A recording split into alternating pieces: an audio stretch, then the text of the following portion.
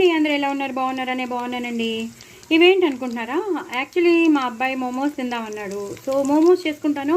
Egg boiler ఉంది కదా, అందులో నేను ఉడకబెట్టేసుకుంటాను. ఎగ్ బాయిలర్ అంటే ఎగ్స్ ఒకళ్ళు ఎవరో గిఫ్ట్ ఇచ్చారు. సో ఎగ్స్ అయితే మేము ఉడకబెట్టుకోము, ఆలు ఉడకబెట్టుకుంటాం అనమాట అందులో.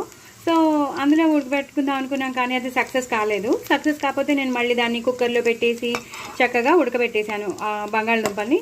దాన్ని మళ్ళీ కూరగా చేసేసుకున్నాను. చాట్ మసాలా, చిల్లీ ఫ్లేక్స్, అల్లం వెల్లుల్లి పేస్ట్ అవన్నీ వేసేసి చక్కగా, ఉల్లిపాయలన్నీ వేసేసి, పచ్చిమిరపకాయలు అన్నీ వేసి, కొత్తిమీర అన్నీ వేసి చక్కగా గరం మసాలా అన్నీ వేసేసి కూర చేసి పెట్టుకున్నాం.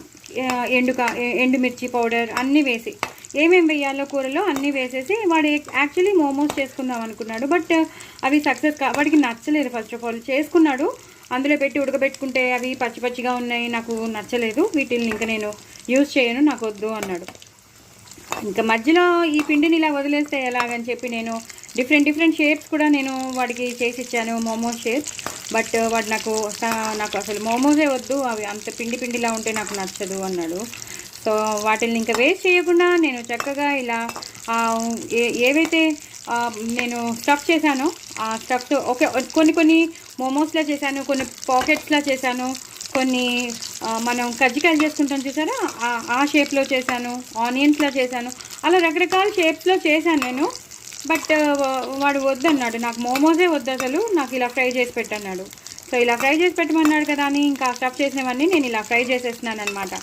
సో మీరందరూ తప్పకుండా ఇలా ఎప్పుడైనా మీకు డిజాస్టర్ జరగకూడదు, ఏదైనా ఇలాగా సక్సెస్ కానిది ఏమైనా ఉంటే మాత్రం వేస్ట్ అయిపోయిందని అనుకోవద్దు, హ్యాపీగా ఇలా చేసేసుకోండి. చూసారా ఎంత బాగుంటాయో ఇవి, ఇప్పుడు ఎంత బాగుంటాయో ఇవి, చెప్పలేను, అంత బాగుంటాయి. లోపలంతా కూర ఉంటుంది, ఇవి మాత్రం చక్కగా ఇలా క్రిస్పీగా ఉంటాయి అన్నమాట.